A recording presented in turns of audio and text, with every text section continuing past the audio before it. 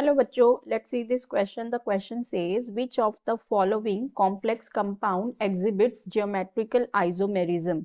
Option A FeDMg2, B BeGly2, C is PdClBr and D is CdNH3Cl and Gly. सो यहाँ पे देखो हमें क्या कहा गया है कि हमारे पास ये जो चार कॉम्प्लेक्स कंपाउंड दिए हैं इनमें से कौन होगा जिसमें ज्योमेट्रिकल आइसोमेरिज्म होगा। ठीक है, सो हमें बात करनी है ज्योमेट्रिकल आइसोमेरिज्म की। सो देखो ज्योमेट्रिकल आइसोमेरिज्म क्या होता है, जो कंपाउंड में जो एटम्स की स्पेशल अरेंजमेंट हो जाती है वो डिफरेंट हो जाती है। मतलब कंपाउंड होता वही है, उसके मॉलिक्यूल्स वगैरह सब नंबर सेम होता है, खाली उनकी अरेंजमेंट डिफरेंट हो जाती है। ठीक है, सो अब हमें देखना है कि किन में ज्योमेट्रिकल आइसोमेरिज्म होगा। सो जो हमारा फर्स्ट कंपाउंड दिया है विच इज FeDMg2। DMG क्या होता है, डाइमिथाइल ग्लाइकोजाइम को हम कहते हैं DMg2। तो अगर हम यहाँ पे देखें DMg2 क्या होता है हमारा, अगर उसका स्ट्रक्चर देखेंगे तो वो होगा, यहाँ पे होता है CN, यहाँ पे C, इस तरह से इसका स्ट्रक्चर हो जाता है।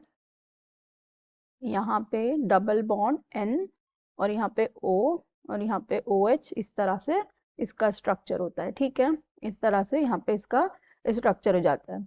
अब यहाँ पे देखो हमारे पास है FeDMg2। तो अब यहाँ पे जो Fe हमारा है, अगर हम इसकी ऑक्सीडेशन स्टेट निकालेंगे तो Fe की ऑक्सीडेशन स्टेट आएगी +2। ठीक है, अब +2 आई तो इसका मतलब अगर इसका ऑक्सीडेशन स्टेट देखेंगे तो यहाँ पे हमारे पास होंगे 3d6 इलेक्ट्रॉन। ठीक है, तो अगर हम इसका हाइब्रिडाइजेशन देखेंगे तो यहाँ पे आ जाएगा DsP2 हाइब्रिडाइजेशन। ठीक है, यहाँ पे हमारे पास d ऑर्बिटल होंगे।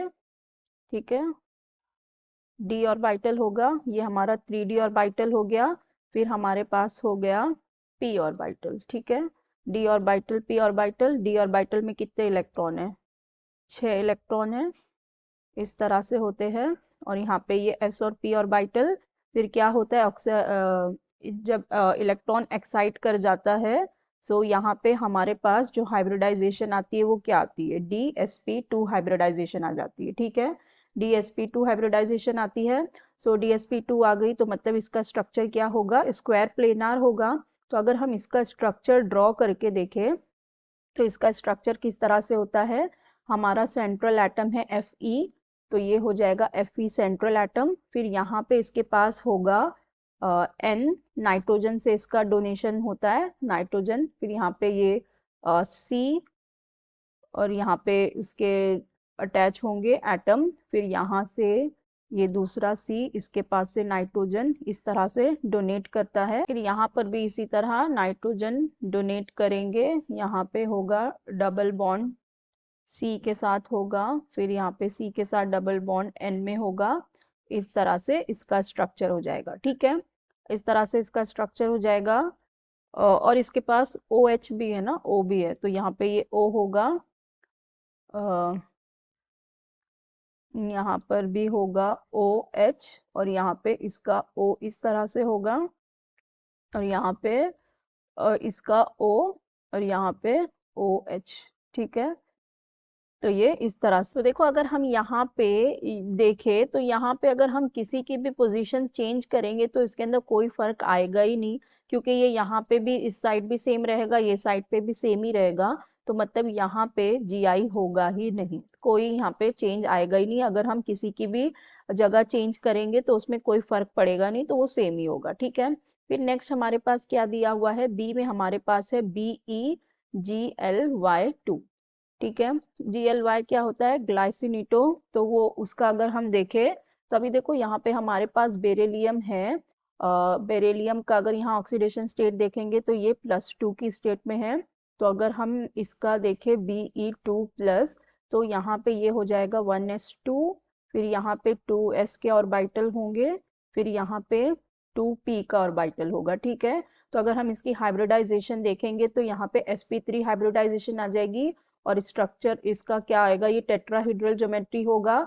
और जो हमारा टेट्राहीड्रल कंपाउंड होते हैं उसके अंदर जी आई शो नहीं करता, ज्योमेट्रिकल आइसोमेरिज्म शो नहीं करता। क्यों? क्योंकि टेट्राहीड्रल कंपाउंड में होता क्या है, जो बॉन्ड एंगल वगैरह होते हैं वो सब सेम होते हैं, तो उसके अंदर ज्योमेट्रिकल आइसोमेरिज्म पॉसिबल नहीं हो पाता है, इसलिए इसके अंदर ज्योमेट्रिकल आइसोमेरिज्म नहीं होगा। फिर नेक्स्ट हमारे पास क्या दिया हुआ है, थर्ड हमारे पास सी में है P D C L B R then G L Y. ठीक है, अब यहाँ पे अगर हम देखें तो पी डी यहाँ पर भी हमारे पास +2 की ऑक्सीडेशन स्टेट में है, तो इसके होगा 4D8 हो जाएगा। ठीक है, तो 4D8 होगा, तो अगर हम यहाँ पे देखेंगे इसकी भी हाइब्रिडाइजेशन DsP2 ही आएगी। ठीक है, क्योंकि डी में 4 फिल हो जाएंगे तो बचा एक डी और एस और पी। ठीक है, तो यहाँ पे भी DsP2 हाइब्रिडाइजेशन ही मिलेगी हमें, तो मतलब यहाँ पर भी क्या होगा, स्क्वायर प्लेनार ही स्ट्रक्चर होगा।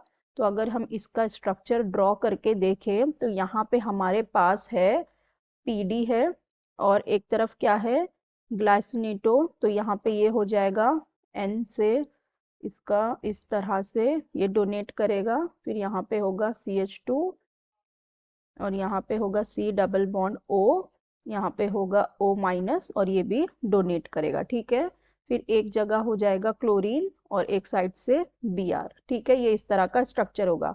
अब देखो इसको हम इसकी अरेंजमेंट चेंज कर सकते हैं, यहाँ पे ये जो क्लोरीन और ब्रोमीन है, अगर हम इसकी जगह चेंज करते हैं, अब हम ब्रोमीन को यहाँ कर देते हैं और क्लोरीन को यहाँ कर देते हैं, और यहाँ पे ये इस तरह से हो गया।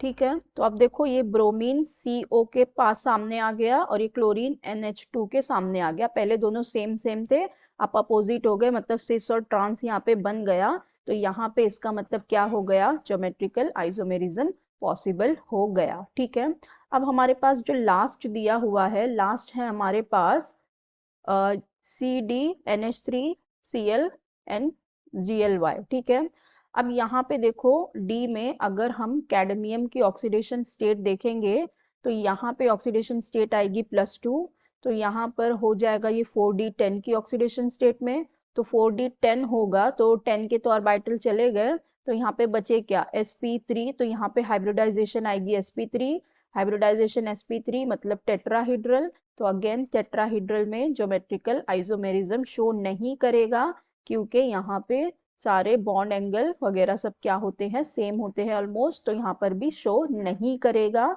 फर्स्ट वाले में भी नहीं, तो सिर्फ किस में करेगा, जो सी वाला हमारा है इसमें करेगा, विच इज PdClBrGly, तो हमारा करेक्ट ऑप्शन हो जाएगा option C. So I hope you understood it well. Best of luck, thank you.